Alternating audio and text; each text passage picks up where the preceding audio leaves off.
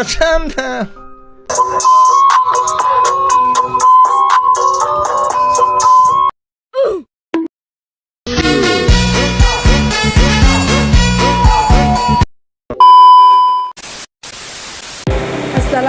warahmatullahi wabarakatuh.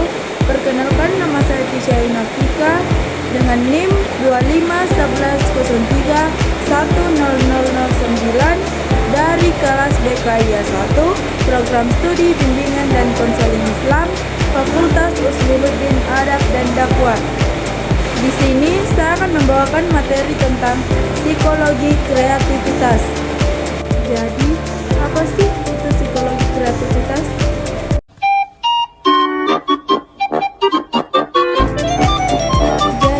Kreativitas itu merupakan kemampuan penting yang membedakan manusia dari makhluk lain. Dalam perkembangan zaman yang cepat, kreativitas dibutuhkan agar individu mampu beradaptasi, memecahkan masalah, serta menciptakan inovasi di berbagai bidang seperti pendidikan, seni, sains, dan ekonomi. Psikologi kreativitas hadir sebagai kajian ilmiah yang mempelajari proses mental, kepribadian, serta faktor lingkungan yang memengaruhi munculnya ide-ide kreatif. Fokus kajian ini tidak hanya pada hasil karya, tetapi juga pada proses berpikir dan kondisi psikologi individu. Nah, selanjutnya, adapun konsep dasar kreativitas. Kreativitas dipahami sebagai kemampuan menghasilkan gagasan yang orisinal atau baru dan berbeda. Yang kedua itu bernilai guna atau bermanfaat, dan yang ketiga itu aplikatif atau dalam kehidupan nyata. Kreativitas tidak terbatas pada bidang studi, tetapi juga mencakup kemampuan pemecahan masalah, inovasi teknologi, dan pengambilan keputusan. Proses kreativitas melibatkan aspek kognitif seperti berpihak pada divergen dan imajinasi, serta aspek efektif seperti motivasi dan rasa ingin tahu. Selanjutnya, ada beberapa teori-teori psikologi kreativitas. Yang pertama itu teori psikoanalisis. Freud memandang kreativitas sebagai hasil dari sublimasi, yaitu pengalian dorongan bawah sadar yang tidak dapat diterima secara sosial menjadi aktivitas kreatif yang positif. Kreativitas berfungsi sebagai sarana penyaluran konflik batin dan emosi terdalam individu. Karya kreatif dianggap sebagai cerminan pengalaman emosional dan konflik psikologi yang tidak disadari. Yang kedua itu ada teori mekanisme pertahanan. Menurut Chris, kreativitas muncul melalui mekanisme atau regresi, yaitu kemampuan kembali ke cara berpikir anak-anak yang bebas dan imajinatif. Namun, regresi ini tetap dikontrol oleh ego sehingga menghasilkan ide kreatif yang direalistis dan dapat diterima. Kreativitas merupakan keseimbangan antara imajinasi bebas dan kontrol rasional. Selanjutnya yang ketiga itu ada teori ketidaksadaran atau kolektif. Jung menyatakan bahwa kreativitas bersumber dari ketidaksadaran kolektif, yaitu kumpulan simbol, pola, dan pengalaman universal yang diwariskan oleh nenek moyang manusia.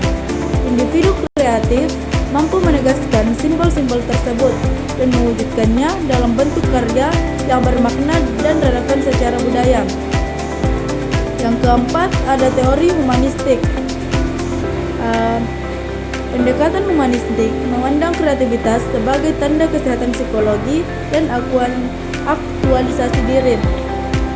Carl Roger menekankan keterbukaan terhadap pengalaman, kebebasan berekspektasi, dan kemampuan menilai diri sendiri sebagai syarat kreativitas. Dan selanjutnya ada Abraham Maslow yang mengatakan menempatkan kreativitas pada puncak hierarki kebutuhan manusia, yaitu aktualisasi diri ketika kebutuhan dasar telah terpenuhi. Dan yang kelima itu ada model proses kreatif. Wallace membagi proses kreativitas menjadi 4 tahap. Yang pertama, tahap persiapan, mengumpulkan informasi dan memahami masalah. Yang kedua, tahap inkubasi, proses berpikir tidak sadar ketika masalah diendapkan. Yang ketiga, tahap iluminasi, munculnya ide atau solusi secara tiba-tiba. Dan yang terakhir itu tahap verifikasi atau pengujian dan penyempurnaan ide agar dapat diterapkan. Adapun peran pendidikan dalam pengembangan kreativitas. Pendidikan memiliki peran strategis dalam menumbuhkan kreativitas sejak usia dini. Kurikulum yang menekankan eksplorasi, pembelajaran aktif, diskusi, praktik langsung, dan pemanfaatan teknologi dapat meningkatkan kemampuan berpikir kreatif siswa. Kegiatan ekstrakurikuler seni dan proyek kolaboratif juga menjadi sarana penting dalam mengembangkan kreativitas dan inovasi peserta didik. Selanjutnya ada peran pendukung kreativitas. Beberapa faktor yang pendukung perkembangan kreativitas antara lain faktor lingkungan keluarga, seperti yang support, penuh kasih sayang, dan memberi kebebasan berekspektasi. Yang kedua itu ada faktor sekolah yang menyediakan fasilitas memadai dan metode pembelajaran kreatif. Dan yang ketiga itu lingkungan sosial dan komunitas kreatif yang mendorong kolaborasi dan pertukaran ide. Dan yang terakhir, dukungan orang tua, guru, dan teman sebaya yang meningkatkan rasa percaya diri di suatu individu. Adapun beberapa faktor penghambat kreativitas itu yang pertama seperti kurangnya fasilitas dan sarana pendukung, yang kedua tekanan akademik yang berlebihan yang menekankan hafalan dan nilai, yang ketiga budaya konservatif yang kurang menerima ide baru, yang keempat stigma terhadap kegagalan yang membuat individu takut mencoba, dan yang terakhir itu ketimpangan sosial ekonomi yang membatasi akses terhadap pendidikan dan sumber daya kreatif. Adapun kesimpulan dari materi psikologi kreativitas adalah psikologi kreativitas menunjukkan bahwa kreativitas berkembang melalui interaksi antara faktor psikologi dan lingkungan. Dengan pemahaman yang baik, kreativitas dapat dikembangkan secara sistematis melalui pendidikan dan dukungan lingkungan. Kreativitas merupakan aset penting bagi individu dan bangsa dalam menghadapi tantangan di masa depan. Sekian materi yang saya pahami tentang psikologi kreativitas. Terima kasih. Wassalamualaikum warahmatullahi wabarakatuh.